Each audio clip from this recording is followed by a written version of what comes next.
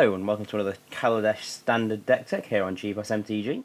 Today we're going to be going through a black-white tokens deck that I think is quite promising. So the deck is based around the Fabricate mechanic and the benefits you get from blinking a Fabricate creature with Eldrazi Displacer. So naturally we play 4 Eldrazi Displacer and a few of the better Fabricate creatures. We play 4 Weaponcraft Enthusiast, just a great value Fabricate creature. You know, you get 3 bodies, I should say, for your 3 mana. Angel of Invention, which, having just been at the pre-release, I had the fun of playing with, and this is a sweet card. Not only does it give you another 2 creatures to fabricate, or just a nice big flying lifelink body, it has an Anthem effect, which is very, very underrated. This card is great. And also Marionette Master. So this is a Fabricate 3, so you get 3 servo tokens every time you blink it. But also, every time a servo token dies, Marionette Master deals damage to target opponent equal to its power, which, given its Fabricate 3, you can do 4 damage. So all of a sudden, killing a 1/1 servo token does 4 damage, and that damage adds up very quickly.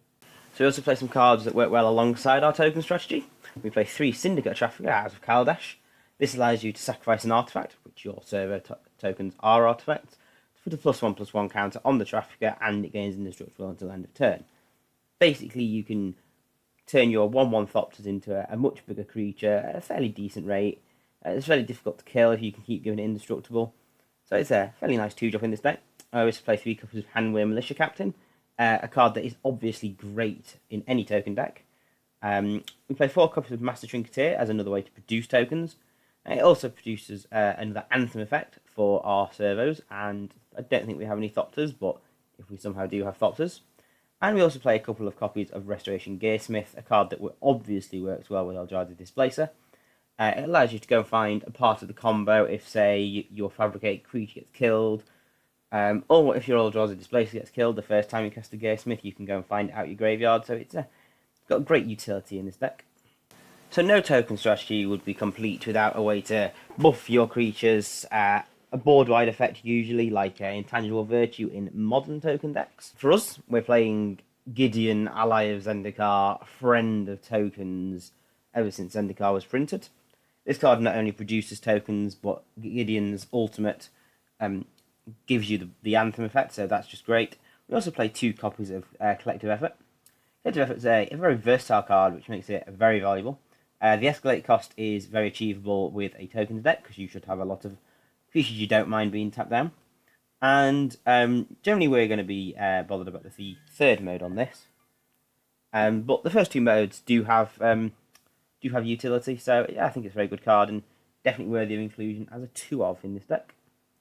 The other side of a black-white tokens deck is it manages to function as a somewhat slightly controlling deck. So we play a healthy suite of removal spells. We've gone for 4 Grasp, 1 Murder for larger targets, 2 Anguished Unmaking as a catch-all from Planeswalkers to enchantments to big creatures, and also 2 copies of Transgress for some preemptive hand disruption that helps us get rid of any sort of board sweepers. The mana base is pretty straightforward, apart from the colours for the Displacer. This is a black-white deck. 2 colours, we're playing 4 copies of all the dual lands possible, so Shambling Vent, the new Concealed Courtyard, which I think is great in this deck, and Forsaken Sanctuary. Colour sources include Westphal Abbey, which is, again, obviously a home in a tokens deck.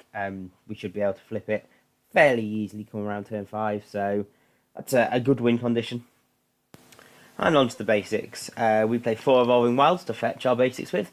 We do have some double colour casting costs, so it is nice to have the versatility to be able to find the colour we need.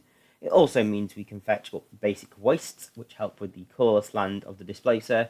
So effectively we're playing like 9 colourless sources between the Evolving Wilds, the Waste, and the Westphal Abbey, which I feel is plenty. And also 2 Swamps and 2 Plains, again, just to be able to fetch them up. Now onto the sideboard. I'll start with the general disclaimer of sideboards are very method dependent, and what you play in your sideboard should be a reflection of what you expect to face. The sideboard I present is clearly an idea, more illustrative. However, cards I would consider.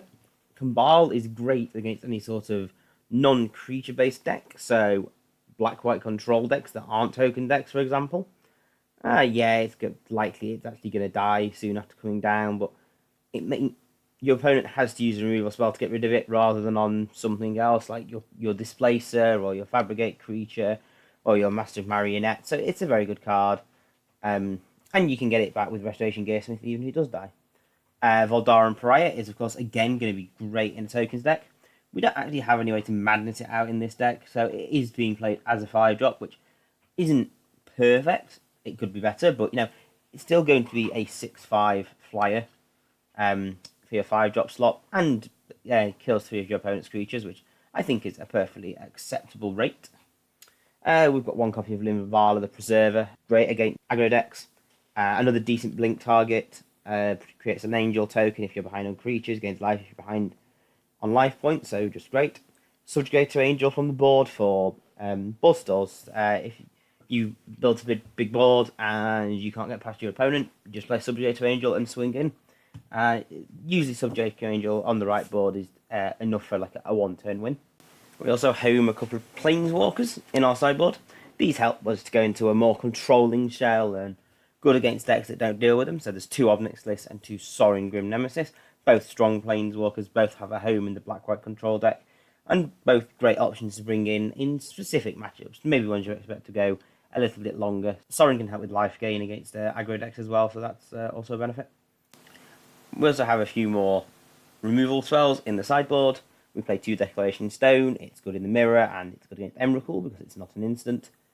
We also play 2 Collective Brutality. This is a very broad application card. It's a madness outlet for Voldaren Pariah, and it's the closest thing we've got to duress in this standard at the moment. So it's useful. We do play 2 of it. It can be brought in against a variety of decks. We also have 1 Ruthless Disposal. Now this is a slot that's sort of up for grabs. This is just an idea.